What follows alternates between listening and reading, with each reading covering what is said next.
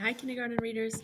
This is Chadwell back today for some more comparing and contrasting in our story. We're going to continue reading our book, Children, Past and Present. And today we're going to read about some other things. So far, you've read about toys and games, clothes, tools for learning. Today, we're going to read about schools and then the conclusion. So we're going to go to chapter 4. And we're going to listen to how schools are the same and how they are different from the past. Chapter 4 Schools. In the past, not all children went to school. If they did, they often went to a one-room schoolhouse. Children of many different ages learned together. Students worked together and played together. Today, most children go to school. Some schools are big and others are small. Some children go to school at home. These students also work together and play together. Okay, so now I want you to think about what you just heard of how schools were same and how they are different from the past. And turn and talk to somebody who's near you.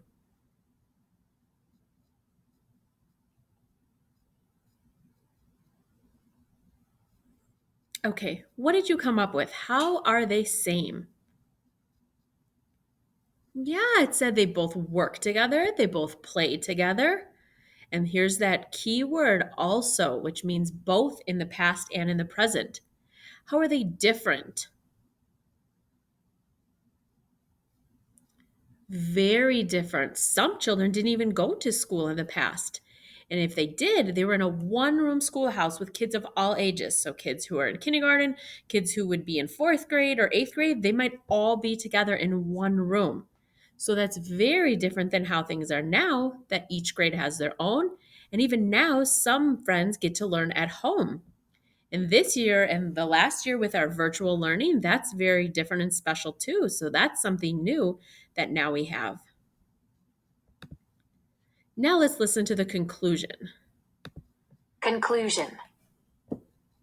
In some ways, your life would have been different if you were a child long ago. In other ways, your life would have been just the same. What do you think life will be like for children in the future? Past. Toys and games. Clothes. Tools for learning. School. Present. Toys and games. Clothes. Tools for learning. School. Okay, now we're going to review children in the past and the present. So we're going to go over what we learned this week and compare and contrast them. So the first thing we talked about was toys and games. So in the past, children play with toys, dolls, jump ropes, and a lot of games and sports that maybe they even made up. And they use tools around them. In the present, children play with a lot of electronic toys that need batteries or that plug in, computer games, and video games. Clothes in the past, children had very few outfits, and a lot of them were made at home. Some of the kids even made their own clothes. Now, in the present, children often have more outfits. They can shop at stores, and they can even do a lot of online shopping for their clothes. The tools for learning that we learned about, in the past, they wrote on slates, which are like a chalkboard. They used quill pens, like ink pens, and they rarely had their own books. So everyone had to share some of the same books. Now, in the present, we often use books to learn, where each kid has their own.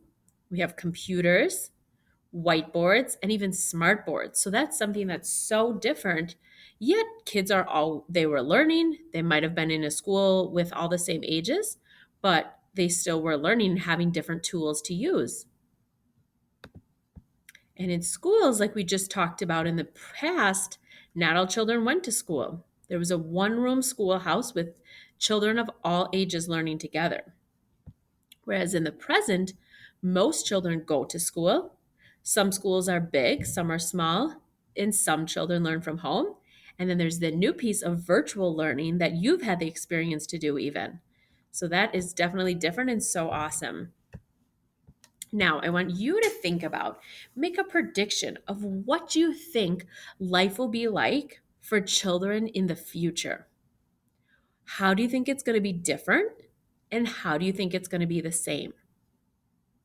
So record yourself making a video comparing and contrasting what you think will be different and what you think will be the same. It can be about schools, it can be about clothes, it can be about homes, it can be about anything. When you're done, send it to your teacher on Dojo. I'll see you next time, readers.